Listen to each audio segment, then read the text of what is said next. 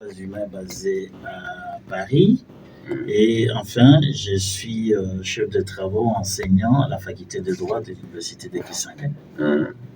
Voilà, nous parlons d'un sujet très important. Est-ce qu'il y a encore à compléter par rapport à la présentation? Non, ça suffit. Ça suffit, je crois que ça suffit. Je ne suis pas très collé au titre. Donc voilà, je suis un acteur de la société civile. Un acteur de la société civile. De la Chopo, de la RDC. C'est ça d'ailleurs la raison de votre venue. Oui, merci beaucoup. Merci. Donc, je n'ai aucune affiliation politique. Aucune affiliation politique. Aucune couleur politique. Mais droits humains, c'est ça. Droits humains, c'est l'impartialité. Nécessairement. Alors, la législature congolaise fixe les élections des gouverneurs, vice-gouverneurs par les députés provinciaux. Quel est votre point de vue? Parce qu'aujourd'hui, nous parlons de point de vue sur les élections des gouverneurs, vice-gouverneurs. Oui, c'est la constitution de la République démocratique du Congo, la constitution du 18 février 2006, amendée en 2011. Il y a eu une modification. La modification n'a porté que sur les types d'élections présidentielles qui étaient prévues en 2006 à 2 tours, mais qui a été révisée maintenant en 2011 pour que ça soit. C'est cette constitution-là qui fixe les modes d'élection, de désignation de gouverneurs et vice-gouverneurs. Les modes qui ont été choisis, c'est ce qu'on appelle le vote indirect. C'est-à-dire les gouverneurs et les vice-gouverneurs ne sont pas élus directement par le peuple. Ils sont élus par les élus du peuple. Oui. C'est-à-dire le vote indirect. Ce n'est pas le peuple qui choisit directement, mais c'est les élus du peuple, qui sont ici les députés provinciaux. Les députés provinciaux qui élisent le gouverneur et le vice-gouverneur. Donc, chaque candidat gouverneur, sur sa liste, doit figurer aussi son vice-gouverneur, qui est, dans le langage politique, on appelle colistier. C'est-à-dire la personne qui accompagne. Lui n'est pas directement le vice-gouverneur, les candidats phares, mais c'est les candidats qui accompagnent sur la même liste. On élit les deux personnes. Voilà. Donc, c'est le vote indirect par les députés provinciaux. Le point de vue, c'est que cette constitution avait été soumise au référendum en 2005. C'est une constitution qui vient de la volonté populaire. C'est-à-dire le référendum, on a posé, c'est le vote populaire sur un texte de loi. Et le texte de loi ici, c'était le texte constitutionnel qui est la loi fondamentale, la loi suprême d'un pays qui organise le mode de fonctionnement. Les modes d'organisation de fonctionnement des pouvoirs et des libertés, la Constitution, on a posé la question au peuple, est-ce que vous voulez cette Constitution ou pas? Le peuple congolais a accepté, après un temps de vulgarisation. Donc c'est la volonté populaire. Mon point de vue serait que cette Constitution-là a bien prévu cette élection-là. Aujourd'hui, c'est le mode qui se passe. Les modes qui se passent avec des problèmes, c'est-à-dire avec des points forts et des points faibles, puisque la difficulté, c'est que parfois, on constate que il n'y a pas un mariage entre la volonté de la population et la volonté des élus. Il arrive des fois qu'il y a mariage. Il arrive des fois qu'il y ait aussi divorce. C'est-à-dire, il arrive pour certains cas que les députés provinciaux choisissent, élisent un gouverneur et son vice-gouverneur qui ne répondent pas aux critères de la population. C'est-à-dire que la population n'accepte pas. Alors, ce sont des cas qui arrivent. C'est ça que j'appelle mariage entre le choix des députés et la volonté de la population. Mais il arrive aussi qu'il y ait des divorces. C'est-à-dire, là, la population n'est pas d'accord avec ça. Mon point de vue, c'est que ces élections ont été prévues par la Constitution. Tant que la Constitution n'est pas encore modifiée, nous avons ça. Et ce mode d'élection, aujourd'hui, dans le contexte congolais, présente des avantages et des inconvénients. L'avantage, c'est que s'il y a un mariage entre le choix des députés provinciaux avec la volonté populaire, à ce moment-là, ça se passe bien. Il n'y a pas de problème, il y a mariage entre le peuple et ses élus. Il y a concordance, il y a consensus. Mais au cas où les députés provinciaux choisissent un gouverneur et son vice qui ne répondent pas aux critères de la population et à divorce. Alors, qu'est-ce qui arrive généralement? Ce sont des cas qu'on doit gérer, que les politiciens gèrent.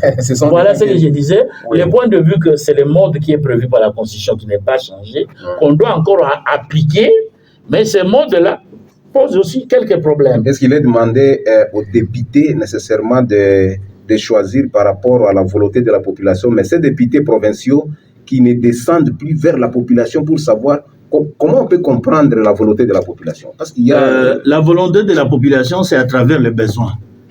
Les députés provinciaux sont les représentants de la population au niveau des provinces. Ils doivent chaque fois identifier les besoins de la population. Est-ce que la population a besoin de quoi? A besoin d'avoir un homme qui est intègre, un homme qui travaille réellement pour elle, surtout pour les intérêts de la population. Est-ce que la population a comme besoin routes, hôpitaux, écoles, je ne sais pas, l'amélioration des conditions de vie, qui est quand même moins de taxes, moins ceci, mais ça, il faut identifier. Ça, c'est un député qui incarne la volonté de la population. C'est celui qui est proche de sa base, qui peut parler des problèmes de la population et qui travaille réellement pour la population. Alors, ces députés-là doivent chercher aussi, à ce niveau, à élire un candidat gouverneur qui est proche de la volonté du profil que dresse la population. Alors, à ce moment-là, on dit que ces députés-là est proche. Mais ce qu'on constate aussi, comme je vous ai dit, pour le cas des divorces, c'est que les députés ne voient plus les intérêts de la population, les profils que veut avoir, qu'a la population sur les personnes, les candidats gouverneurs, mais ils voient leurs intérêts. Celui qui va donner l'argent, il passe. Donc, à ce moment-là. Donc, les députés voient maintenant leurs intérêts. Et là, déjà, la population est sacrifiée. Oui, la population est sacrifiée. Mais il peut savoir aussi, il peut s'agir d'un cas où les députés choisissent des candidats qui répondent au profil de la population. C'est ce que je vous ai dit, il y a mariage. Mais qu'est-ce qu'il faut faire? Alors, même pour le choix des candidats gouverneurs, la population a un rôle.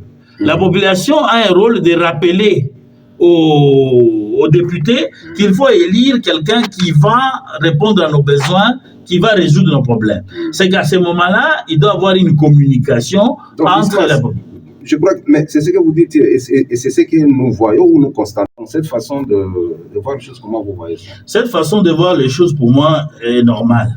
C'est-à-dire, les candidats gouverneurs qui vont à la population aussi pour faire des discours, pour dire, c'est pour faire en sorte que les populations influent, exercent une influence sur les députés, pour que les députés élisent réellement les personnes qui répondent aux besoins de la population. Puisque les ponts, c'est que les autres appellent aussi interface entre les populations et les députés, et les gouverneurs, ce sont les députés.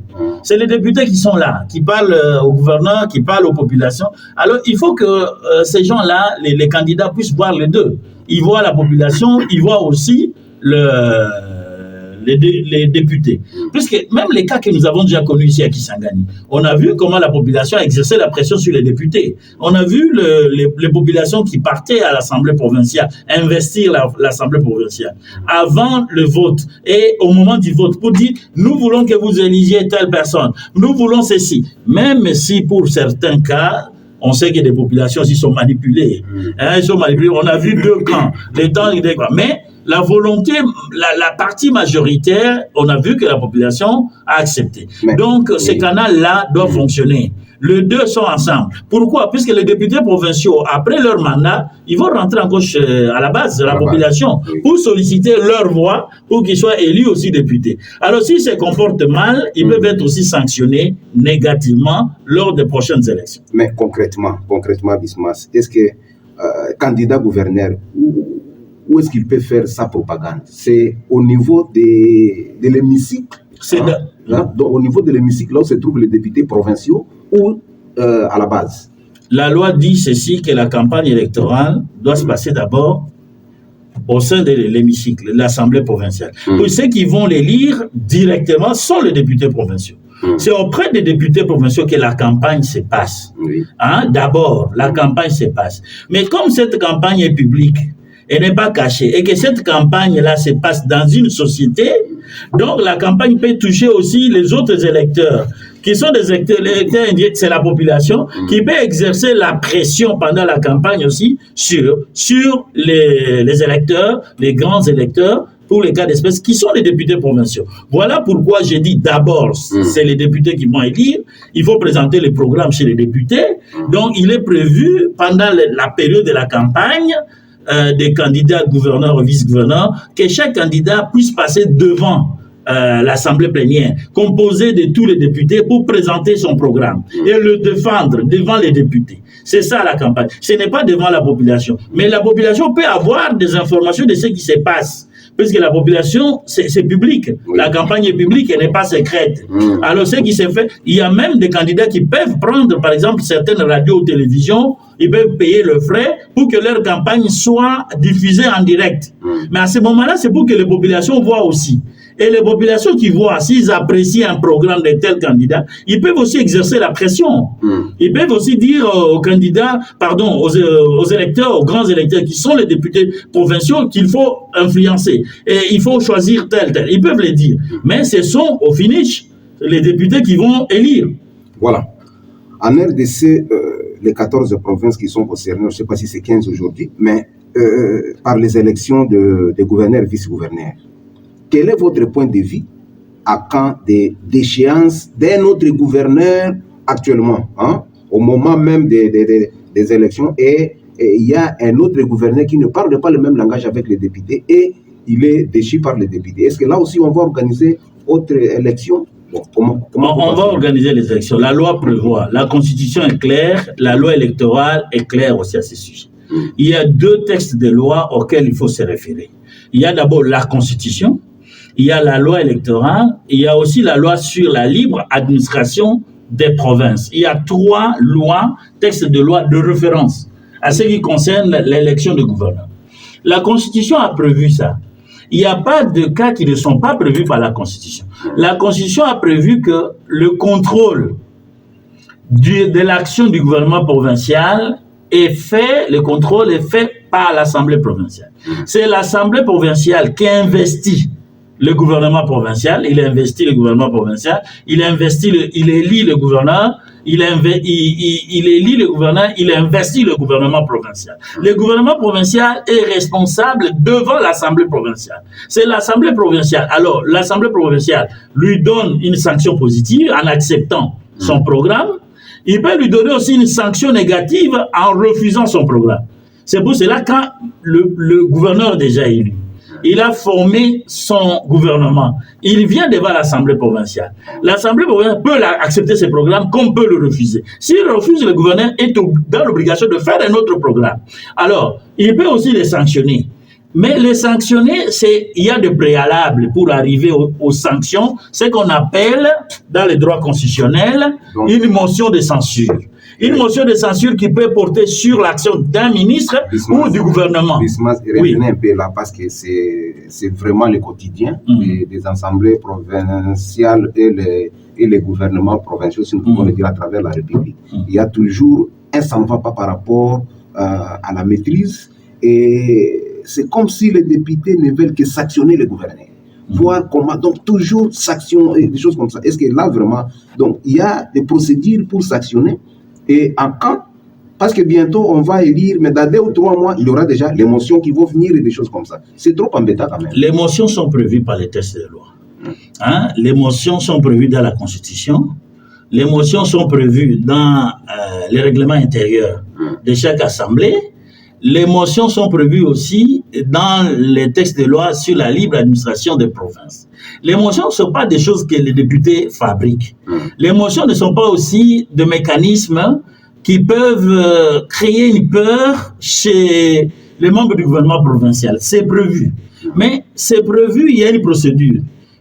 Quand, par exemple, le gouvernement est déjà investi, le gouvernement fonctionne, il peut passer d'abord par les contrôles parlementaires. Les contrôles parlementaires, c'est ce qui est prévu. C'est-à-dire, ça peut passer par les députés qui descendent contrôler les actions du ministre. Qu'est-ce que le ministre a fait? Qu'est-ce que le gouvernement font? Et ils discutent, ils appellent aussi le ministre concerné, qui est mis en cause de s'expliquer. Puisque c'est en vertu du principe de droit qu'il faut y avoir les principes du contradictoire. C'est-à-dire, vous avez trouvé une faute chez quelqu'un, il faut qu'il ait le moyen de se défendre. Il va se défendre où? Devant l'Assemblée provinciale. Alors l'Assemblée provinciale va comprendre que, va finalement dire est-ce qu'on accepte ça ou on n'accepte pas ça.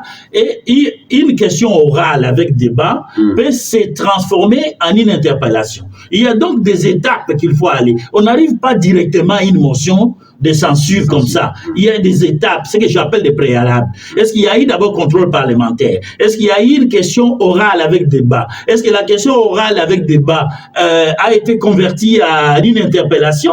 Est-ce que toutes ces étapes ont été respectées? Si toutes ces étapes ont été respectées, on peut arriver maintenant à la motion de censure. Mais ça, c'est les cas, c'est le principe.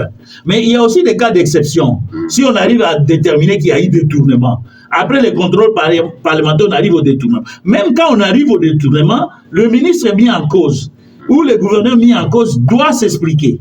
Il doit s'expliquer devant l'Assemblée provinciale. L'Assemblée ne peut pas adopter une motion de censure, une motion de défiance, sans que le ministre concerné ou le gouverneur mis en cause puisse avoir exercé ses moyens de défense. Il faut qu'il exerce tous ses moyens de défense. C'est-à-dire qu'il vienne devant l'Assemblée provinciale, s'expliquer. Maintenant, l'Assemblée va apprécier. Est-ce que les explications données sont convaincantes ou elles ne sont pas convaincantes? À ce moment, ils adoptent une motion de défiance ou de censure.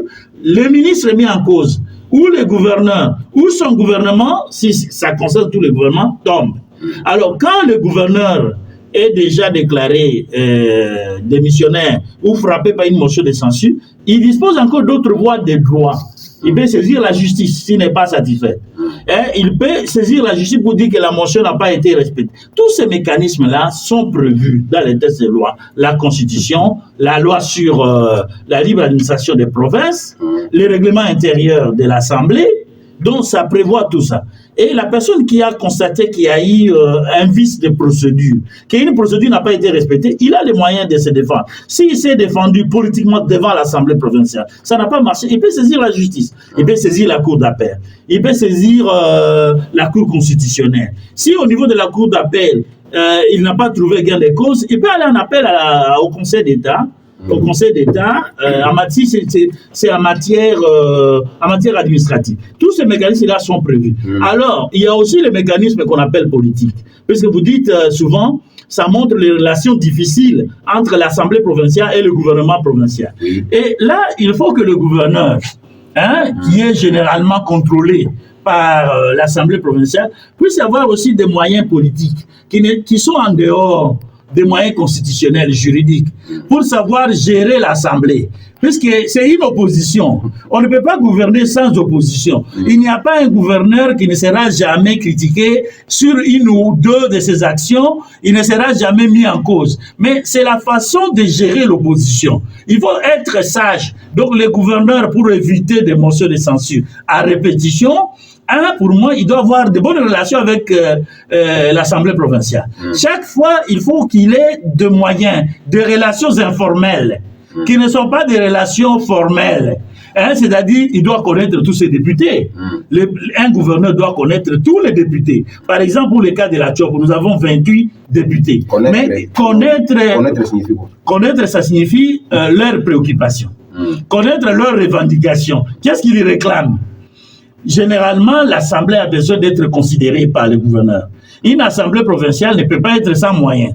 Parce que ce qui est à la base souvent de beaucoup d'émotions, pour être beaucoup plus clair, mon frère Gilly, par d'autres expériences comme Association de défense des droits humains, qui travaille aussi avec ces gens, qui suivent ce que ces gens font, c'est que souvent, la plupart des gouverneurs laissent les assemblées provinciales sans moyens.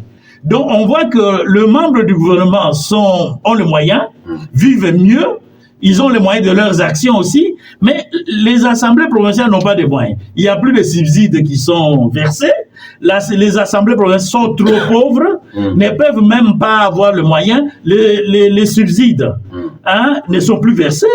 Donc, vous voyez, avec des retards de paiement, ça, sur le plan humain, ça énerve les députés provinciaux. Alors, à ce moment-là, mais il y a aussi le moyen de fonctionnement.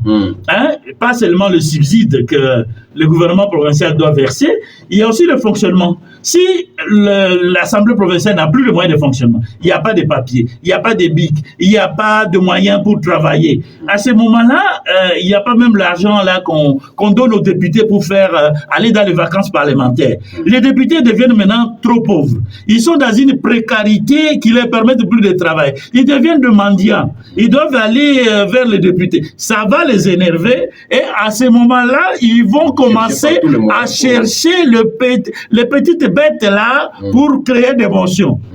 Mais il y a aussi ce qu'on appelle aujourd'hui en politique congolaise l'émotion alimentaire.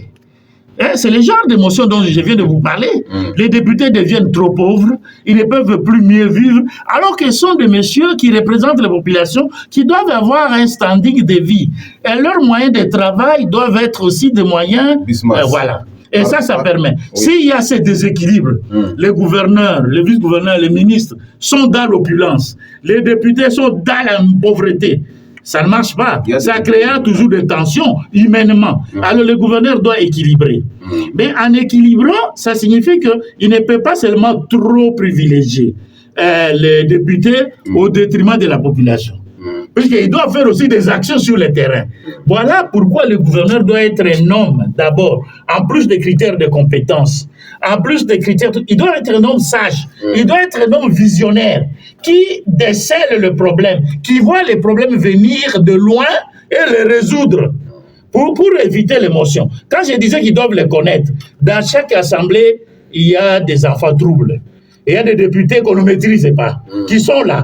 Mais le gouverneur est appelé de les connaître et de le maîtriser. Et là, il faut avoir une stratégie et des tactiques politiques pour permettre à ce que votre mandat comme gouverneur... Et également, ces députés provinciaux-là n'instiguent pas... Oui, ne puissent pas amener les autres. Donc, ça doit être un gouverneur qui doit travailler sur tous ces paramètres. C'est pourquoi les gouverneurs doivent avoir un bon bureau d'études pour éviter ces genres d'émotions. Alors, un gouverneur, c'est constitué des hommes, Julie.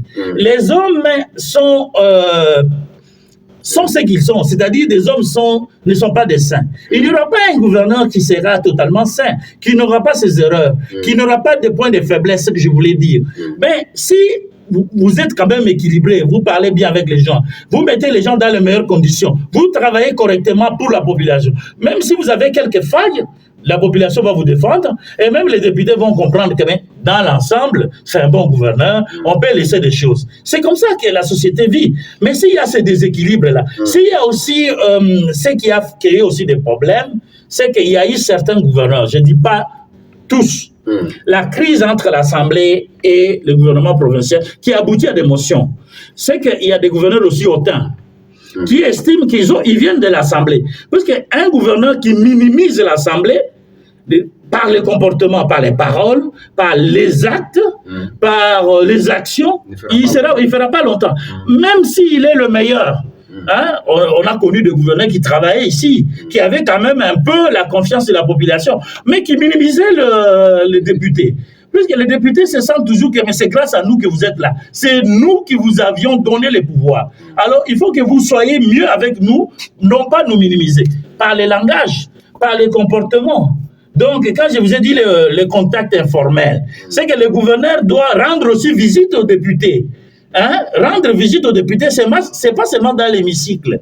Aller chez eux aussi, connaître leurs problèmes, se faire écouter. Puisque même à la maison ou ailleurs, les politiciens se rencontrent partout, Julie. Ça, vous le savez. Ce que je veux dire là, un gouverneur qui s'humilie, un gouverneur humble, un gouverneur accessible. Les députés aiment être considérés. Hein? C'est la psychologie des députés congolais. Et un peu partout. Mais un député qui a élu un gouverneur, et le gouverneur devient inaccessible. On l'appelle au téléphone, il ne prend plus. À ce moment, les députés sentent que nous sommes devenus qui? C'est comme l'Ouest africain dit, nous sommes devenus quelconque. Voilà. Nous sommes plus de quelqu'un. Voilà. Je crois que vous voyagez à travers l'Afrique, l'Europe et tout consort. Ici, je parle un peu de l'Afrique, des pays africains.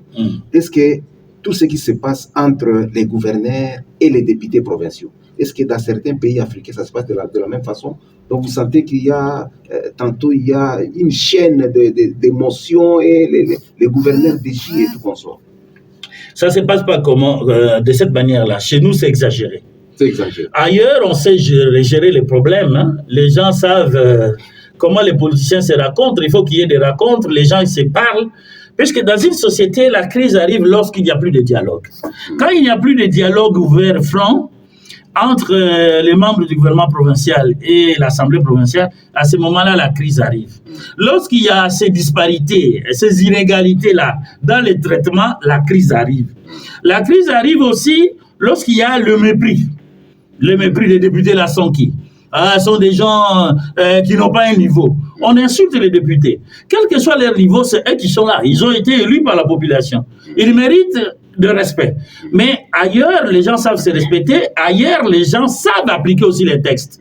Mais chez nous, on applique parfois aussi mal les textes. Mais lorsque vous dites ailleurs, vous faites allusion à quel pays, par exemple? Non, je fais allusion au Sénégal. Je connais le Sénégal. Je suis arrivé plusieurs fois au Sénégal. C'est un pays où les gens se font des compromis. Les Sénégalais ont l'art de négocier. Ils sont des grands commerçants. Hein? Et ils savent, les commerçants, c'est que les intérêts. Si vos intérêts sont respectés, les miens sont intérêts, on fait la paix. Et puisqu'ils disent, ben, si l'autre tombe, moi aussi, je risque de tomber. Puisque notre Constitution a prévu ça. Il ne faut pas oublier. Et quand on parle de ça, il faut qu'on... La Constitution a prévu qu'en cas de crise persistante entre l'Assemblée provinciale et le gouvernement provincial, le président de la République peut dissoudre l'Assemblée. Vous comprenez? Ça, il faut qu'il y ait un équilibre de force. Le gouvernement a intérêt aussi que l'Assemblée soit là. L'Assemblée a intérêt aussi que le gouvernement soit. Alors, ça demande des négociations. Mais nous, les Congolais, je vous dis d'abord, la plupart des hommes politiques congolais sont des gens orgueilleux. Hein, quand ils deviennent des excellences, on commence à les appeler des excellences, des honorables. Ils pensent que voilà, ils sont devenus au-dessus.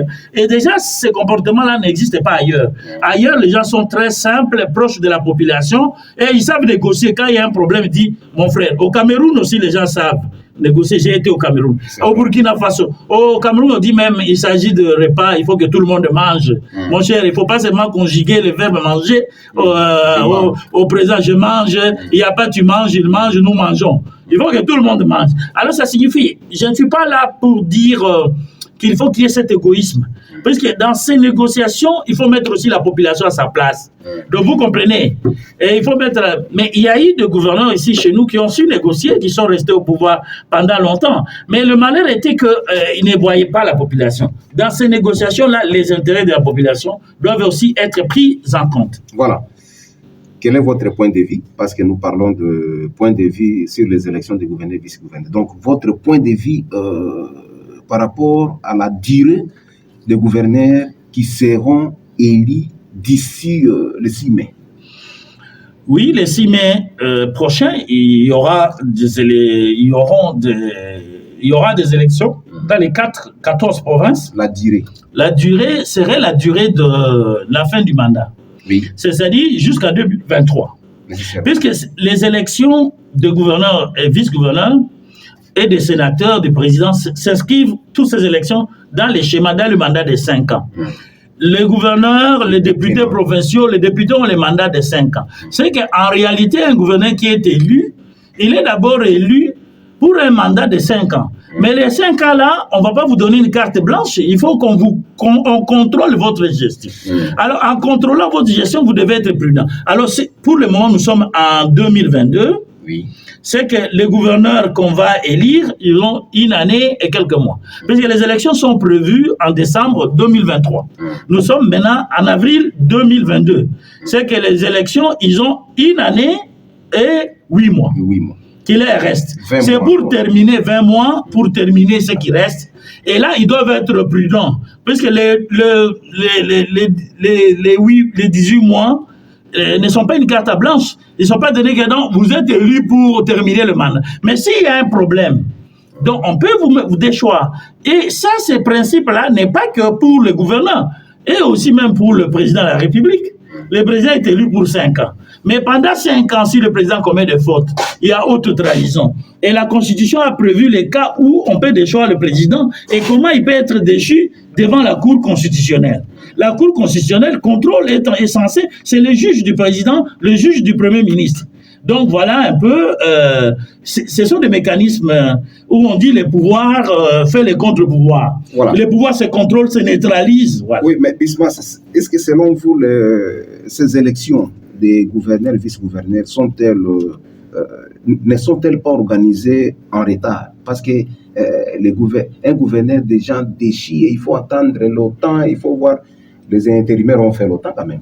Oui, ces élections devaient être organisées depuis très longtemps.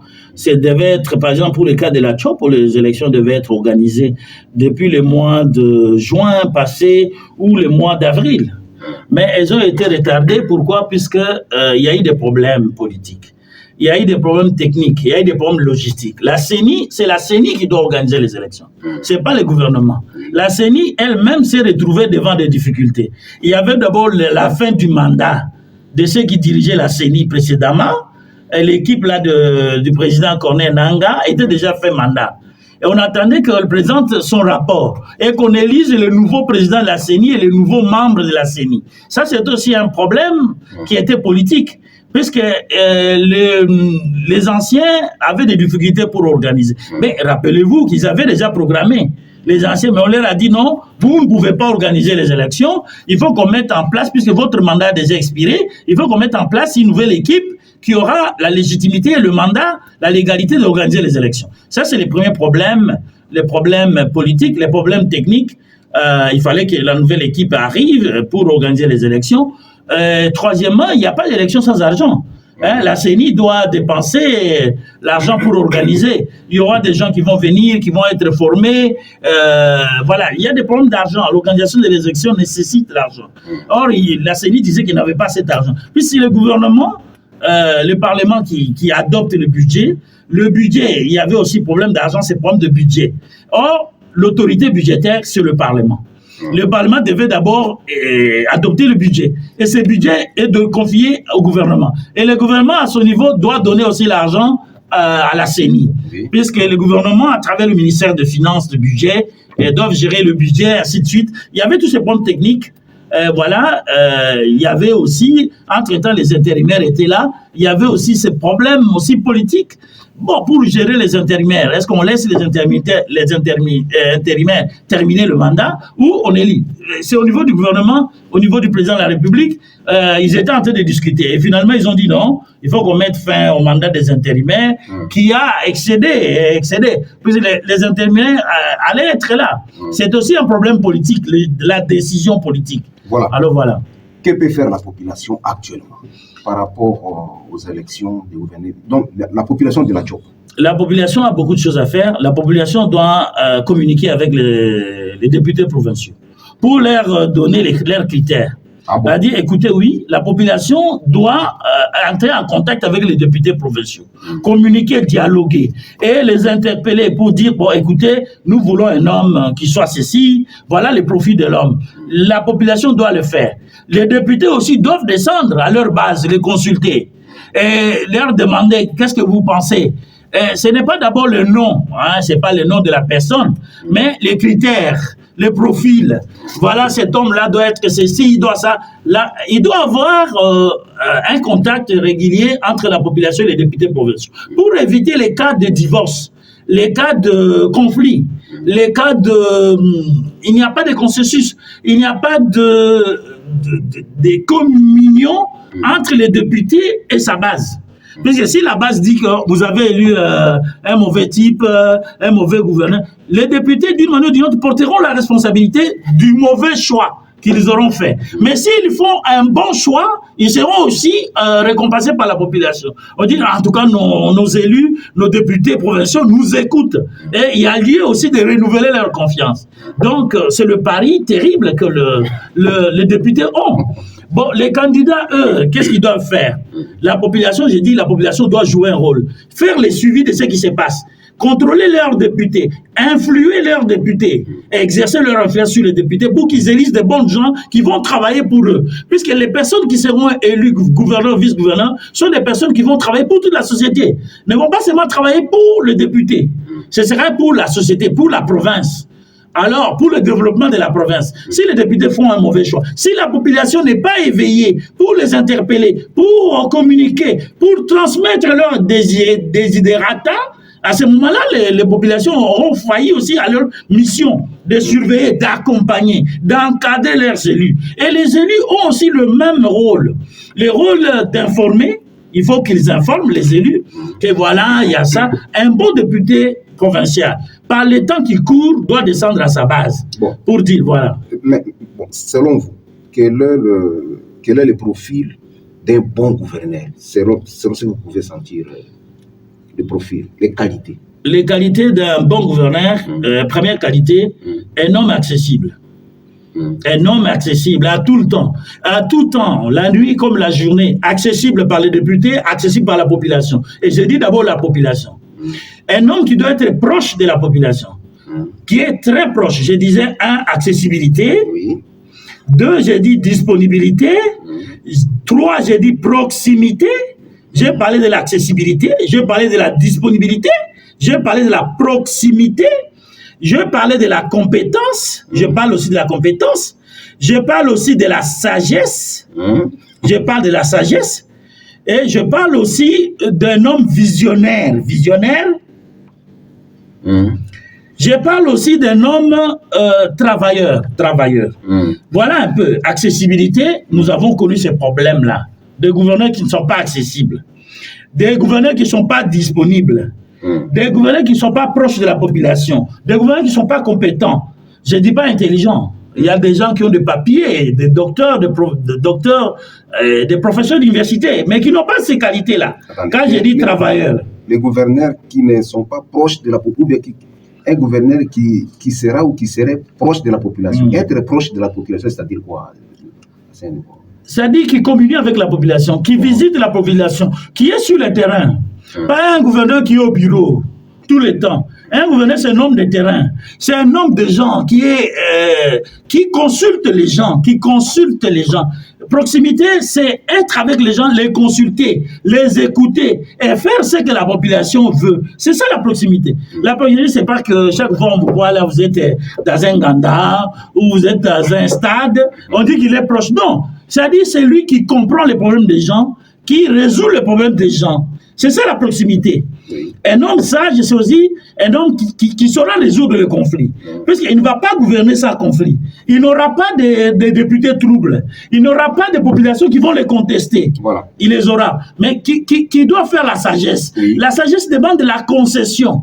Il n'y a pas que moi qui dois gagner comme gouverneur. Il n'y a pas que moi qui dois profiter de tout. Il n'y a pas que moi qui dois être entendu. Mais moi, je dois entendre aussi les autres. Il n'y a pas que moi qui dois avoir raison. Je dois aussi donner raison aux autres.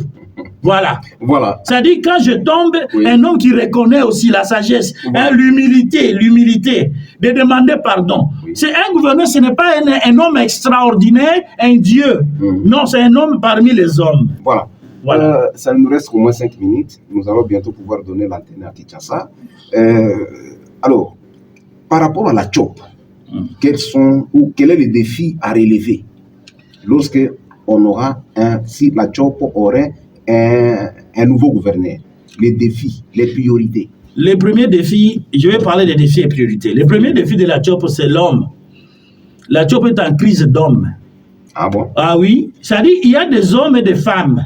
Mais quel homme dont nous avons besoin? Des hommes pas conflictuels. La CHOP a connu beaucoup de conflits. La CHOP a beaucoup de conflits. Je ne peux pas vous cacher. Y compris dans les domaines. Le gouvernement provincial, l'Assemblée provinciale, on a connu beaucoup de conflits entre ces deux institutions. La CHOP a besoin d'un homme qui va faire la paix. La paix d'abord entre les institutions, la paix entre les communautés, la paix entre les hommes. Nous avons besoin d'un homme de paix. De paix. Alors, pour avoir un homme de paix, nous avons hommes et femmes, puisqu'il faut qu'on nous dise. Quand on parle d'hommes ici, c'est hommes et femmes, ou personnes humaines.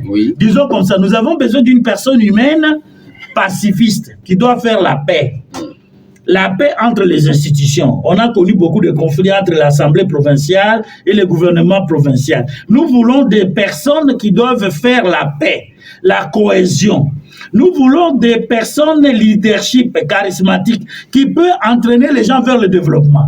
La CHOP a un problème d'hommes, des personnes. La CHOP a un problème de leadership. La CHOP a un problème de vision. Donc, quand je parle de paix, je parle de vision, cohésion. Tout ça, c'est quoi? C'est l'homme. Ce n'est pas d'abord les institutions, c'est les hommes. Alors, nous sommes à la recherche de cet oiseau rare qui peut s'appeler un homme ou une femme, mais qui incarne ça. Et le défi serait quoi? Nous avons d'abord un défi ici de développement. Et quand on parle de développement, pour moi, le premier axe, c'est les routes. Il faut la voirie urbaine catastrophique. Le Kisangani se meurt. Ce n'est plus Kisangani, la troisième ville, le pôle économique, social. Ce n'est plus la troisième ville de la RDC. C'est resté la troisième ville théoriquement, historiquement. Mais nous voulons réellement que ça soit la troisième ville. C'est-à-dire nous avons d'abord un problème de route qu'il faut arranger. Nous avons un autre problème qui est très important d'investissement. Il faut appeler les gens à investir. Si nous arrangeons les routes, la voirie urbaine, les routes de dessert agricole, la Tchopo c'est un grenier. La Tchopo c'est, quand on voit l'Europa là, on voit Bafouassende, nous voyons encore Banalia, nous voyons Isangi. Les gens produisent, mais ces produits ont des problèmes pour arriver à Kisangani, puisque les routes sont catastrophiques. Mais il faut qu'il y ait des investisseurs. Mais pour les investisseurs, il faut les garantir, il faut leur donner des garanties. Il y a des garanties aussi sécuritaires, il y a des garanties juridiques, il y a des garanties économiques, sécuritaires. Donc voilà, la Tchopo, les priorités aujourd'hui, c'est le développement, mais le développement du secteur routier, c'est ça qui va... La Tchopo est enclavée. Nous vivons un enclavement de la Tchopo. Et l'enclavement est en train de s'aggraver. Il faut maintenant désenclaver la Tchopo. Désenclaver la Tchopo sur tout le plan. Vous comprenez? En une minute, est-ce qu'avez-vous un mot à adresser aux députés? Le mot, il faut que les députés soient plus proches de la population pour élire les personnes que la population va accepter. L'association mutuelle de Touroum organise les élections aujourd'hui. Par rapport aux élections des gouverneurs, il y a une association mutuelle qui organise les élections. Est-ce qu'il y a... Comment vous sentez cela? Je sais qu'il y a le contexte politique qui est chargé et que tout le monde veut se positionner, y compris les mutuelles, les associations. Mais j'appelle toutes les associations mutuelles de la Tchopo à être neutres, mais aussi à demander à fixer les profils des gens qu'on veut élire. Et il faut que même dans nos communautés, nous puissions avoir des gens qui sont capables de faire la paix, de dialoguer, mais aussi de nous amener vers le développement. Puisque le problème de la Tchopo aussi, c'est le développement. À 15 secondes, votre dernier mot. J'ai l'espoir que la Tchopo aura la personne qu'il faut si les députés veulent rester proches de la population pour comprendre les préoccupations de la population et les incarner. Merci Bismas Kitenge, merci.